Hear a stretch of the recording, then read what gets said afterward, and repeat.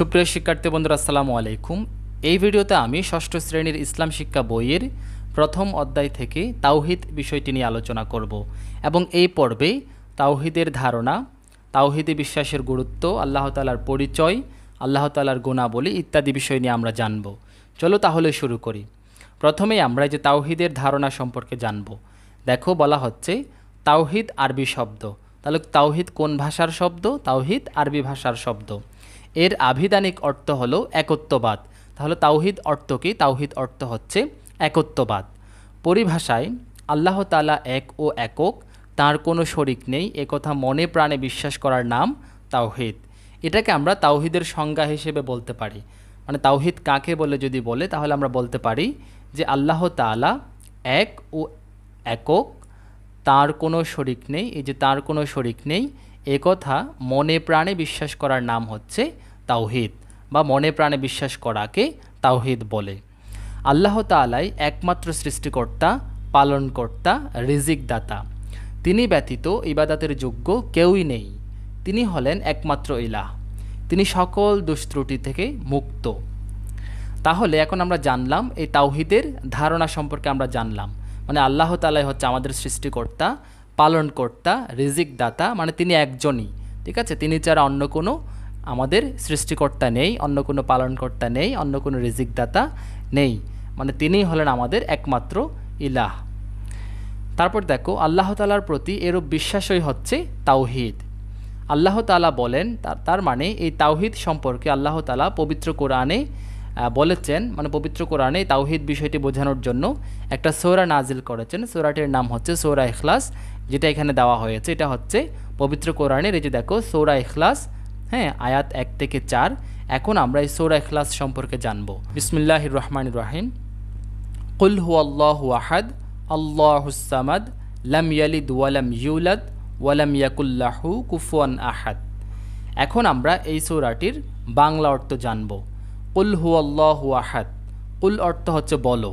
হুয়াল্লাহু আহাদ, তিনি আল্লাহ এক এবং অদ্বিতীয়। আল্লাহুস সামাদ, আল্লাহ কারো মুখাপেক্ষী নন। লাম ইয়ালিদ ওয়া লাম ইউলাদ। লাম ইয়ালিদ, তিনি কারো থেকে জন্মগ্রহণ করেননি। ওয়ালাম ইউলাদ, এবং তিনিও কাউকে জন্ম দেননি। এই যে এখানে আছে দেখো, তিনি কাউকে জন্ম দেননি এবং তাকেও জন্ম দেওয়া হয়নি। ওয়ালাম ইয়াকুল্লাহু কুফুয়ান আহাদ, এবং তার সমতুল্য কেউই নেই। তার মানে এই যে সূরা ইখলাস থেকে আমরা আল্লাহ তাআলার এই যে তাওহিদের ধারণাটি পেলাম, আমরা মানে একত্ববাদের পরিচয় পেলাম। আল্লাহ তাআলার একত্ববাদের পরিচয় একেবারে পুঙ্খানুপুঙ্খ রূপে আমরা জানলাম, ঠিক আছে? এরপর আমাদের আর কোনো সংশয় থাকে না। এটাই হচ্ছে আল্লাহ তাআলার একত্ববাদের পরিচয়। এই সূরাটি জানা থাকলে আর আল্লাহ তাআলার একত্ববাদ নিয়ে কারো কোনো সংশয় থাকার কথা নয়, ঠিক আছে? এখানে আমরা কিন্তু আল্লাহ তাআলার একত্ববাদের ধারণাটি একেবারে স্পষ্টভাবে পেলাম। এবার আমরা পরবর্তী পৃষ্ঠায় যাব, 9 পৃষ্ঠায়। 9 পৃষ্ঠায় আমরা তাওহিদের তাৎপর্য, এই যে দেখো তাওহিদের তাৎপর্য দেখো, বলা হচ্ছে ঈমান ও ইসলামের মৌলিক বিষয়গুলোর মধ্যে তাওহিদ অন্যতম। মৌলিক বিষয় বলতে এখানে বলা হচ্ছে মানে ইসলাম ধর্মের মধ্যে এই যে বিশ্বাস, ঈমান মানে হচ্ছে বিশ্বাস। ইসলাম ধর্মে ইসলামের যে মৌলিক কতগুলো বিষয় আছে তার মধ্যে অন্যতম বিষয় হচ্ছে তাওহিদ। তাওহিদ মানে হচ্ছে একত্ববাদ, মানে আল্লাহ তাআলার একত্ববাদে বিশ্বাস করা। ইসলামে তাওহিদের গুরুত্ব সর্বাধিক। তাওহিদের মূল বাণী হলো লা ইলাহা ইল্লাল্লাহ, অর্থাৎ আল্লাহ ছাড়া আর কোনো মাবুদ নেই। এটাই হচ্ছে তাওহিদের মূল বাণী। তার মানে তাওহিদের মূল বাণী কি? লা ইলাহা ইল্লাল্লাহ। এটা আমরা জেনে নেব। তাহলে তাওহিদের মূল বাণী কি? লা ইলাহা ইল্লাল্লাহ। অর্থ কি? আল্লাহ ছাড়া আর কোনো মাবুদ নেই বা ইলাহ নেই। তিনি সব কিছুর স্রষ্টা ও নিয়ন্ত্রণকর্তা। মানে এই আল্লাহ তাআলাই সব কিছু সৃষ্টি করেছেন। এই বিশ্বের, এই বিশ্ব জগতের সব কিছুই সৃষ্টি করেছেন আল্লাহ তাআলা, এবং সব কিছুর নিয়ন্ত্রণকর্তাও কিন্তু তিনি। ফলে আসমান ও জমিনের সব কিছু সুচারুরূপে পরিচালিত হচ্ছে। যেমন পবিত্র কোরআন মাজিদে বর্ণিত হয়েছে। তাহলে পবিত্র কোরআনে আল্লাহ তাআলা বলেছেন, দেখো বিসমিল্লাহির রহমানির রহিম, লাউ কানা ফীহিমা আলিহাতুন ইল্লাল্লাহু লাফাসাদাতা। এটার অর্থ আমরা এখন জানব দেখো, যদি আকাশমণ্ডলী ও পৃথিবীতে আল্লাহ ব্যতীত বহু ইলাহ থাকতো তবে উভয়ই ধ্বংস হয়ে যেত। এটা সূরা আল আম্বিয়ায় আয়াত নাম্বার 22-এ উল্লেখ আছে। তাহলে আমরা আয়াতটা আরেকবার পড়ি। কি বলা হচ্ছে? লাউ কানা ফীহিমা আলিহাতুন ইল্লাল্লাহু লাফাসাদাতা। অর্থাৎ যদি আকাশমণ্ডলী ও পৃথিবীতে আল্লাহ ছাড়া আর কোনো ইলাহ থাকতো তবে উভয়ই ধ্বংস হয়ে যেত।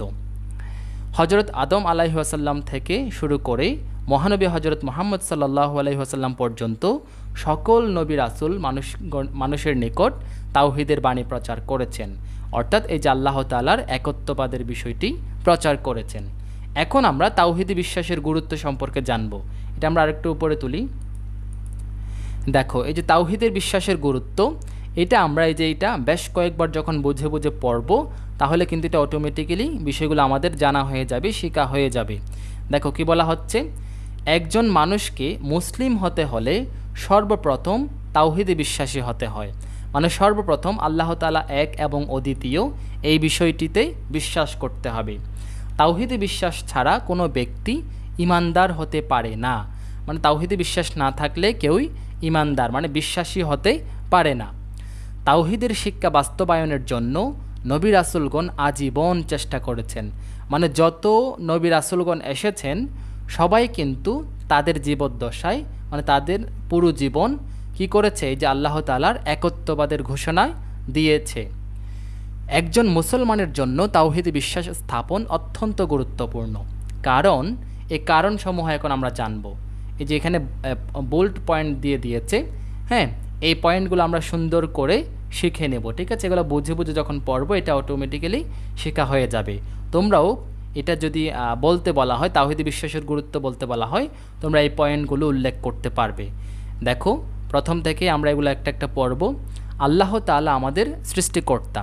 তাওহীদে বিশ্বাসের মাধ্যমে সৃষ্টিকর্তার প্রতি কৃতজ্ঞতা প্রকাশের সুযোগ তৈরি হয়। তাওহীদে বিশ্বাসীরা আল্লাহ ছাড়া আর কারো কাছে মাথা নত করে না।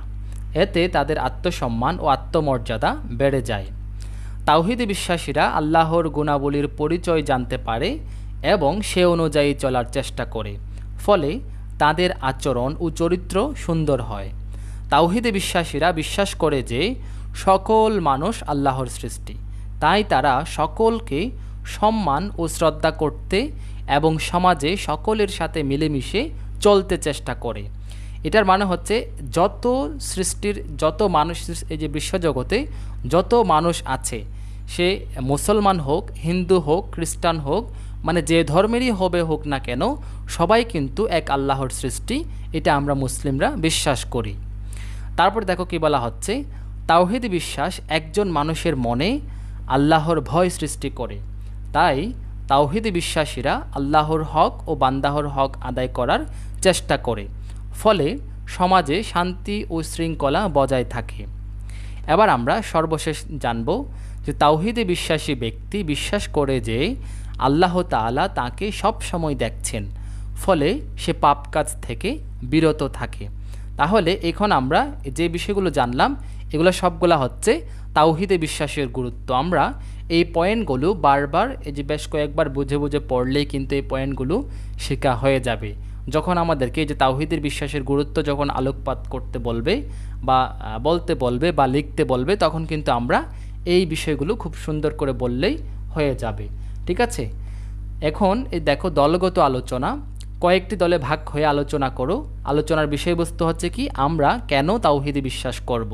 ঠিক আছে, আমরা কেন তাওহীদে বিশ্বাস করব এটা কিন্তু ইতিমধ্যেই কিন্তু আমরা জেনে গিয়েছি। এই যে এখানে আছে, এই পয়েন্টগুলো আমরা উল্লেখ করলে কিন্তু হয়ে যাবে।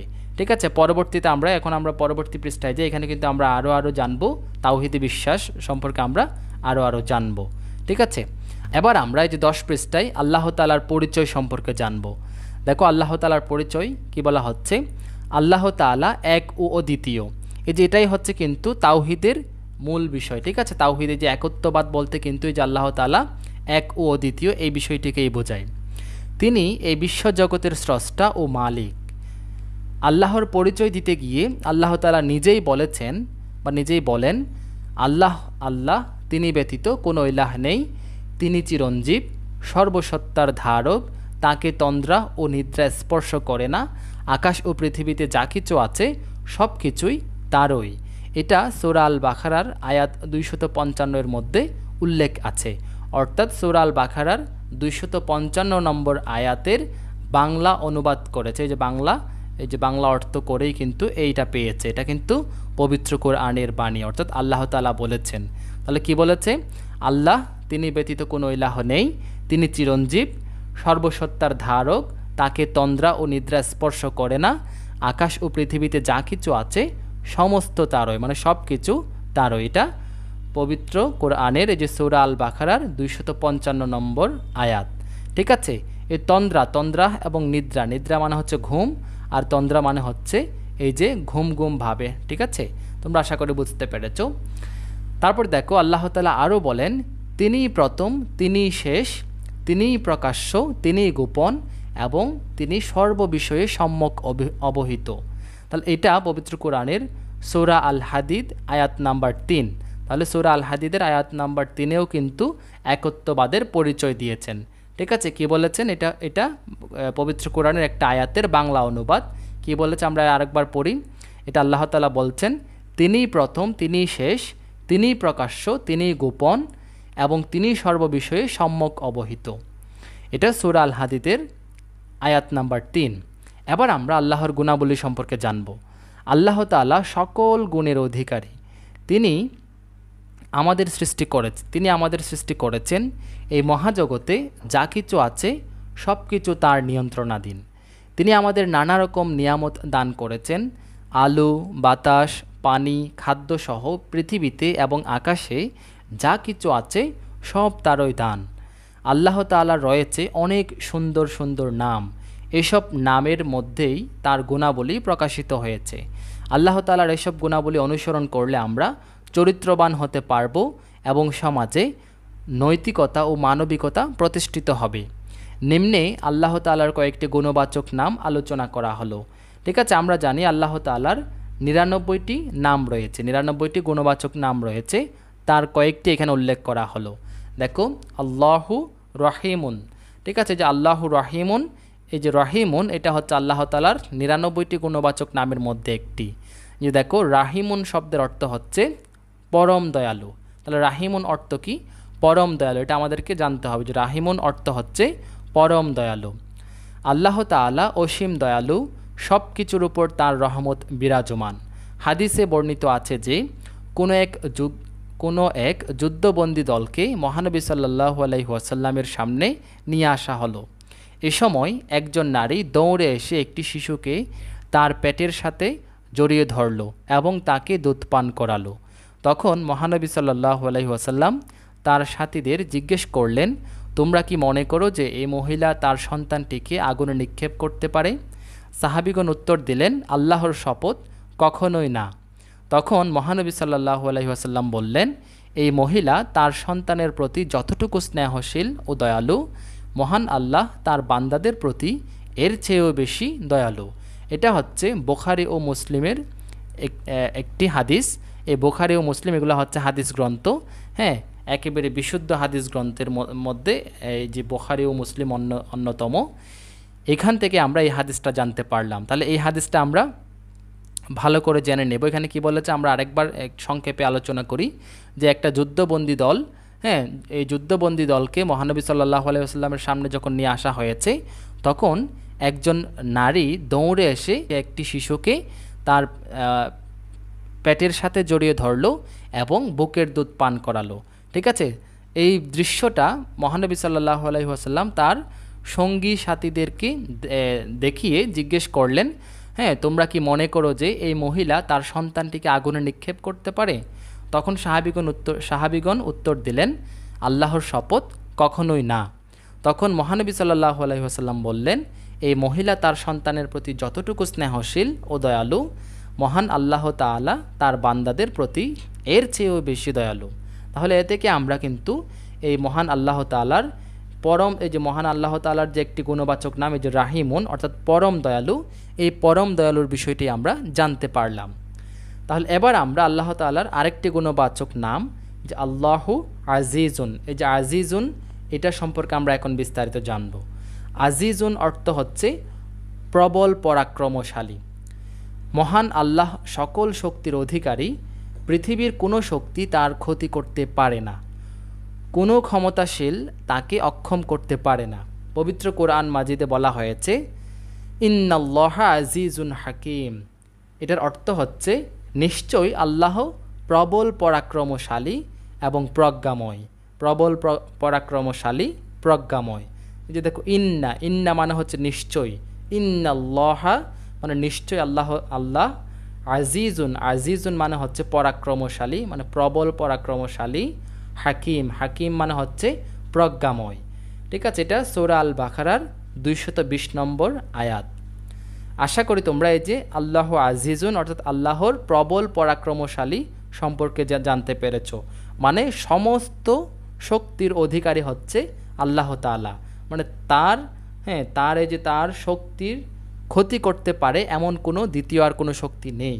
ঠিক আছে, এবং কোনো ক্ষমতাশীল তাকে অক্ষম করতে পারে না, মানে তার শক্তিকে পরাজিত করতে পারে না। মানে সকল শক্তির উৎস হচ্ছে, মানে সকল শক্তির মধ্যে সবচাইতে বেশি শক্তির অধিকারী হচ্ছে এই একমাত্র আল্লাহ তাআলা, মহান আল্লাহ তাআলা। এবার আমরা পরবর্তী পৃষ্ঠায় যাই। এবার আমরা আল্লাহ তাআলার আরেকটি গুণবাচক নাম আল্লাহু মুহাইমিন, এই যে মুহাইমিনুন, এটা সম্পর্কে আমরা জানব। মুহাইমিনুন অর্থ হচ্ছে রক্ষক, রক্ষণাবেক্ষণকারী, হেফাজতকারী। এটা সম্পর্কে যে আমরা মুহাইমিনুন সম্পর্কে এখন বিস্তারিত জানি। এই সৃষ্টিকুলের একমাত্র স্রষ্টা আল্লাহ তাআলা এবং তিনিই আমাদের রক্ষক। তিনি আমাদের জাগতিক বিপদ আপদ থেকে রক্ষা করেন। তারই দেওয়া নিয়ামতের ফলে আমরা শান্তিপূর্ণভাবে জীবনযাপন করতে পারি। পবিত্র কোরআনে বলা হয়েছে, তাহলে পবিত্র কোরআনের একটা আয়াত এটা, এখন আমরা এটা পড়ব। বিসমিল্লাহির রহমানির রহিম। হুয়াল্লাহুল্লাযী লা ইলাহা ইল্লা হুয়াল মালিকুল কুদ্দুসুস সালামুল মুমিনুল মুহাইমিনুল আজিজুল জাব্বারুল মুতাকাব্বির সুবহানাল্লাহি আম্মা ইউশরিকুন। আমরা এটা ভেঙে ভেঙে পড়ব। দেখো বলা হয়েছে হুয়াল্লাহুল্লাযী লা ইলাহা ইল্লা হু আল মালিকুল কুদ্দুসুস সালামুল মুমিনুল মুহাইমিন আল আজিজুল জাব্বারুল মুতাকাব্বির সুবহানাল্লাহি আম্মা ইউশরিকুন। এটার অর্থ হচ্ছে তিনিই আল্লাহ, তিনি ব্যতীত কোনো ইলাহ নেই, তিনিই অধিপতি, তিনিই পবিত্র, তিনিই শান্তি ও নিরাপত্তা বিধায়ক, তিনিই রক্ষক, তিনিই পরাক্রমশালী, তিনিই প্রবল, তিনিই অতীব মহিমান্বিত। তারা যাকে শরীক স্থির করে আল্লাহ তা হতে পবিত্র। অর্থাৎ এখানে তিনি বলতে আল্লাহ তাআলাকেই বোঝানো হয়েছে। এটা সূরা আল হাশরের আয়াত নাম্বার 23, যে হুয়াল্লাহুল্লাযী লা ইলাহা ইল্লাহু আল মালিকুল কুদ্দুসুস সালামুল মুমিনুল মুহাইমিনুল আজিজুল জাব্বারুল মুতাকাব্বির সুবহানাল্লাহি আম্মা ইউশরিকুন। আশা করি তোমরা বুঝতে পেরেছ। এই আয়াতটি দ্বারা কিন্তু আল্লাহ তাআলার, এই যে আল্লাহ তাআলা যে আমাদের রক্ষক, আমাদের হেফাজতকারী, এই বিষয়টি সম্পর্কে আমরা জানলাম। ঠিক আছে, এবার আমরা আল্লাহ তাআলার গুণবাচক নামসমূহ থেকে আরেকটি নাম সম্পর্কে জানব, যে আল্লাহু রাজ্জাকুন। রাজ্জাকুন অর্থ হচ্ছে রিজিক দাতা। তার মানে আমাদের রিজিক দাতাকে অবশ্যই আল্লাহ তাআলা, মহান আল্লাহ তাআলা। এই রিজিক দাতায় যে রাজ্জাকুন সম্পর্কে আমরা এখন বিস্তারিত জানব, যে মহান আল্লাহ হলেন রিজিক দাতা। রিজিক অর্থ হচ্ছে জীবিকা, জীবন উপকরণ ইত্যাদি। আল্লাহ তাআলা বিশ্বের সকল প্রাণীর রিজিকের ব্যবস্থা করেন। মানে এই বিশ্বের মধ্যে যত প্রাণী আছে, শুধুমাত্র মানুষ তা কিন্তু না, যত কিছুর প্রাণ আছে, যে মানুষ, গরু, ছাগল, হাঁস, মুরগি, গাছপালা, তারপরে যে বাঘ, সিংহ, যত কিছু আছে, যত প্রাণ আছে, সমস্ত প্রাণীর, যাদের প্রাণ আছে তাদেরকেই তো প্রাণী বলে, তাই না?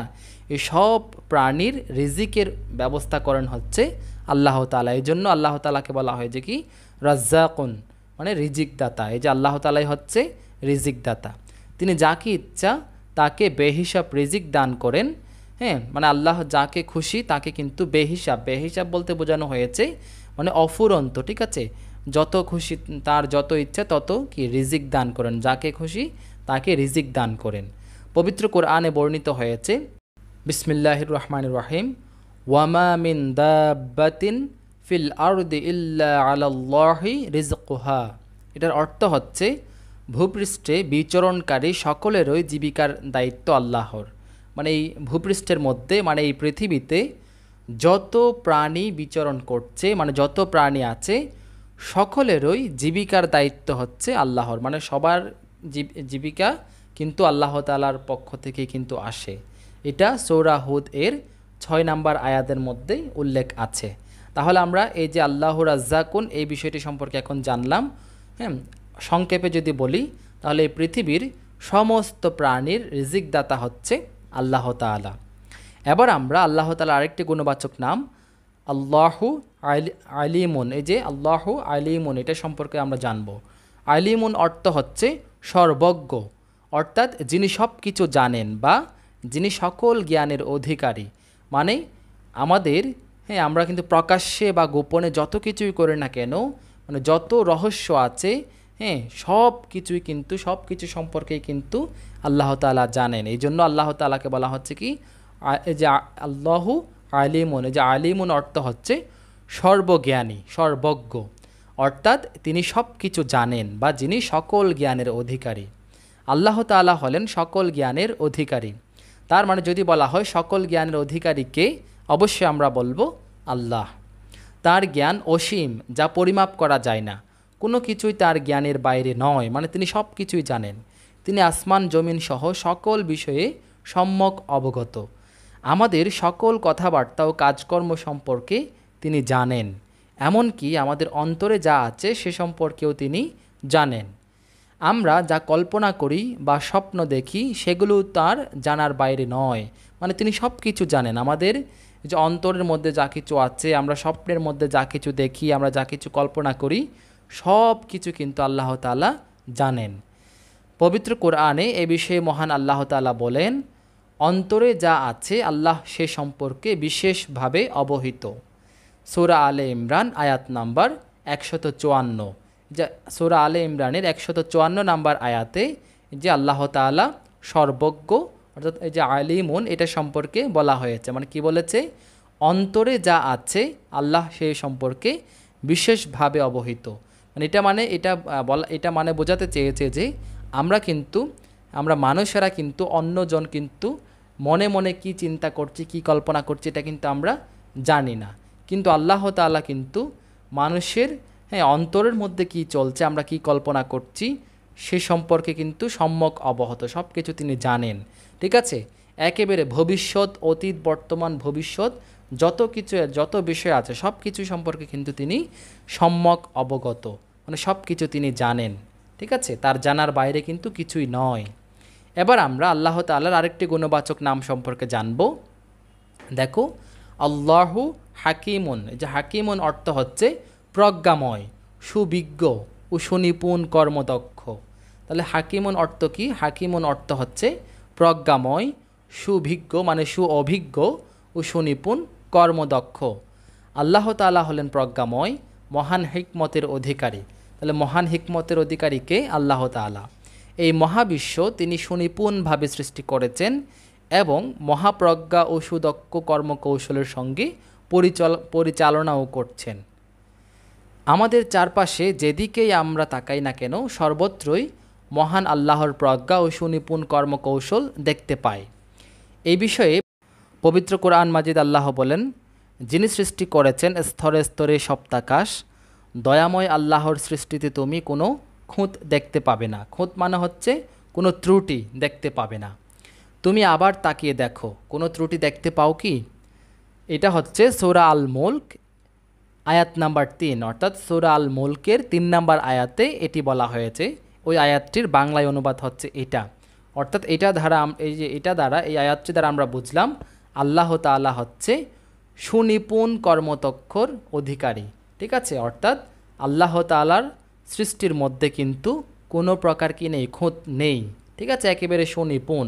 অর্থাৎ তিনি আমাদেরকে যে প্রশ্নের ছলে কিন্তু বলেছেন যে এই যে তুমি আবার দেখো, যে তুমি আবার তাকিয়ে দেখো, কোনো ত্রুটি দেখতে পাও কি? এই যে আমরা যতই তাকাই না কেন আমরা কিন্তু কোনো ত্রুটি কিন্তু দেখতে পাই না। এই যে মহান এই যে পুরো বিশ্বজগৎটা কিন্তু আল্লাহ তাআলা সুনিপুণভাবে সৃষ্টি করেছেন এবং এই সৃষ্টি জগৎ কিন্তু সুনিপুণভাবে কিন্তু তিনি পরিচালনাও করছেন।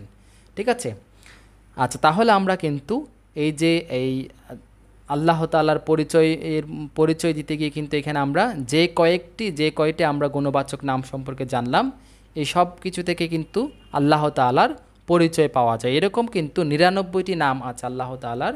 এখানে সব গুণবাচক নামগুলো আলোচনা করা হয়নি, এখানে জাস্ট কয়েকটা আলোচনা করা হয়েছে। দেখো এখানে দলগত আলোচনা উপস্থাপনা দিয়েছে, কয়েকটি দলে ভাগ হয়ে আলোচনা করো এবং আলোচনা শেষে উপস্থাপন করো, এবং আলোচনার বিষয়বস্তু হচ্ছে আল্লাহর সৃষ্টির মাঝেই তার পরিচয় নিহিত। এটি আমরা কিভাবে বুঝতে পারি, অর্থাৎ এই আলোচনার বিষয়বস্তুটা আমরা কিভাবে উপস্থাপন করব, আমরা এই যে আল্লাহ তাআলার যে পরিচয় দিতে গিয়ে এখানে যে কয়েকটি গুণবাচক নাম সম্পর্কে আলোচনা করেছে, এগুলো আমরা বললেই কিন্তু হবে। এই যে আল্লাহ হাকিমুন, তারপর যে আল্লাহ আলিমুন, এটা আমরা এগুলোর অর্থ জানবো এবং এগুলোর যে ব্যাখ্যা দিয়েছে এখানে, হ্যাঁ, এবং ব্যাখ্যাগুলো উদাহরণস্বরূপ বোঝার জন্য কিন্তু পবিত্র কোরআনে এই গুণবাচক নামগুলো সম্পর্কে যদি কোনো আয়াত দেওয়া থাকে, সেই সম্পর্কে কিন্তু এখানে একটা উদাহরণ দেওয়া হয়েছে। এগুলো যখন আমরা স্পষ্টভাবে সুন্দর করে যখন আমরা বর্ণনা করব, তখন এই বিষয়টি জানা হয়ে যাবে। এই যে কোন বিষয়, যে এটা আল্লাহ তাআলার, আল্লাহর সৃষ্টির মাঝেই তার পরিচয় নিহিত, এটা আমরা বুঝতে পারবো। অর্থাৎ এই বিশ্বজগতের সৃষ্টির মধ্যে কিন্তু সৃষ্টির দিকে যখন আমরা একটু গভীরভাবে যখন লক্ষ্য করব, তখন আমরা বুঝতে পারবো যে এটা কোনো মানুষের কাজ হতে পারে না, এর পেছনে নিশ্চয়ই একজন সৃষ্টিকর্তা রয়েছেন এবং তিনিই হচ্ছেন মহান আল্লাহ তাআলা। এটা আমরা বুঝতে পারবো। এইভাবে আমরা এগুলো সুন্দরভাবে বর্ণনা করব। তাহলে এই যে তাওহীদের আলোচনা থেকে আমরা কি শিক্ষা পেলাম, এই বিষয়টি এখানে আমরা এখন জানব। ঠিক আছে, এটা আমরা যখন খুব ভালোভাবে পড়ব, বুঝে পড়ব, এই তাওহীদের শিক্ষাটা আমাদের জানা হয়ে যাবে। দেখো কি বলা হয়েছে, আকাইদের সর্বপ্রথম ও প্রধান বিষয় হলো তাওহীদ। তাওহীদ অর্থ আল্লাহ তাআলাকে এক ও অদ্বিতীয় বলে বিশ্বাস করা, তার সঙ্গে কাউকে শরিক না করা। তাওহীদ থেকে আমরা নিম্নলিখিত শিক্ষা লাভ করতে পারি। তাহলে তাওহীদ থেকে আমরা যে শিক্ষাগুলো লাভ করতে পারি, এগুলো এখানে লিপিবদ্ধ করা হয়েছে 1 2 3 4 দিয়ে। 1 নাম্বার বলা হচ্ছে, আমরা একমাত্র আল্লাহরই ইবাদত করব, তিনি ব্যতীত অন্য কারো ইবাদত করব না। 2 নাম্বার, আল্লাহ তাআলা আমাদের সৃষ্টি করেছেন এবং পৃথিবীর সব কিছু তিনি আমাদের জন্য সৃষ্টি করেছেন, এই জন্য আমরা সর্বদা আল্লাহর শুকরিয়া আদায় করব। 3 নাম্বার, আল্লাহ তাআলা বিপদ আপদ থেকে একমাত্র মুক্তিদাতা, সুতরাং বিপদ আপদ থেকে পরিত্রাণের জন্য আমরা সব সময় আল্লাহর কাছে সাহায্য প্রার্থনা করব। মানে এ থেকে আমরা বুঝতে পারলাম যে তাওহীদের শিক্ষার মধ্যে এটা থেকে আমরা বুঝতে পারলাম যে যত ধরনের বিপদ আপদ আছে সব কিছু থেকে মুক্তিদাতা হচ্ছে একমাত্র কে, আল্লাহ তাআলা। এই জন্য আমরা যখন বিপদ আপদে পড়ব, তখন এই বিপদ আপদ থেকে মুক্তি লাভের জন্য প্রার্থনা করব যে কার কাছে, একমাত্র আল্লাহ তাআলার কাছেই। এবার 4 নাম্বার দেখো, আমরা আল্লাহর গুণবাচক নামসমূহ জানব ও সেই সব নামে তাকে ডাকবো এবং আল্লাহর গুণে গুণান্বিত হওয়ার চেষ্টা করব। অর্থাৎ আল্লাহ তাআলার যে ৯৯টি গুণবাচক নাম আছে, এখানে তো জাস্ট কয়েকটা আলোচনা করা হয়েছে, বাকি যে নামগুলো আছে এগুলোও একটু আমরা জেনে নেওয়ার চেষ্টা করব এবং সেই গুণবাচক নামগুলোর গুণে গুণান্বিত হওয়ার চেষ্টা করব। ঠিক আছে, 5 নাম্বার দেখো, আল্লাহ তাআলা আমাদের সব সময় দেখছেন এবং আমাদের সকল কাজের হিসাব রাখছেন, সুতরাং আমরা সর্বদা ভালো কাজ করব এবং অন্যায়, অত্যাচার ও সর্বপ্রকার পাপ কাজ থেকে দূরে থাকব। তাহলে আমরা এখন তাওহীদ সম্পর্কে বিস্তারিত জানলাম। এই ভিডিওতে আমরা এতক্ষণ আমরা যেই বিষয়গুলো নিয়ে আলোচনা করেছি, এগুলো আমরা খুব ভালোভাবে জানব, বুঝব এবং এই বিষয়গুলো আমরা ভালোভাবে শিখে নেওয়ার চেষ্টা করব। এখানে যে বিষয়টা বলা হয়েছে, এখান থেকে যে আচ্ছা বলে এখানে কিছু কথা বলেছে।